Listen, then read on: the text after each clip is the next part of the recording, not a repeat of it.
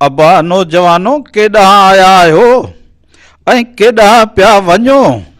दादा असांजो तालुको तालीम खाते सां आहे ऐं असां ॻोठ में स्कूलनि जी ऐं उस्तादनि जी कारकर्दगीअ ते रिपोर्ट ठाहिण आया आहियूं ऐं इन लाइ आलमी बैंक पैसा ॾिना आहिनि।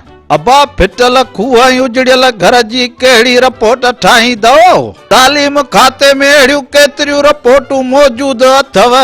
ॾाॾा इहे रिपोर्टूं 2-3 साल पुराणियूं आहिनि। असां नई रिपोर्ट ठाहिण आया आहियूं।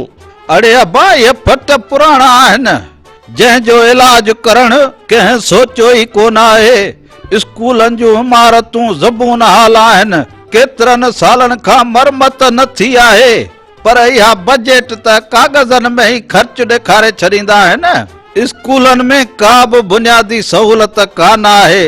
न्याणियुनि जे स्कूल में बेतल खला कोन आहिनि। फर्नीचर जा पैसा भंग भुगड़ा थियो वञनि। वेचारा ॿारड़ा पट ते खुलियल आसमान ऐं निटण उस में वेठा आहिनि इल्मु पिराइनि। असांजा अवामी नुमाइंदा ऐं संदन वाठा स्कूलनि जी बहितरीअ लाइ रखियल पैसा खाइण खां बि नथा मुड़नि। अबा उस्तादनि जी मुक़ररी ऐं बदिलियुनि ते बि पैसा था वठनि।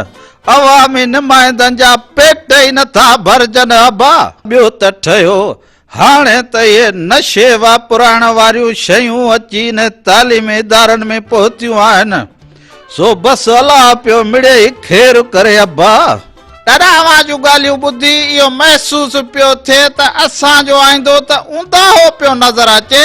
अड़े अबा तव्हां वेठा हवाला कटियो, हिते पाणीअ जो नक खां चढ़ी वियो आहे।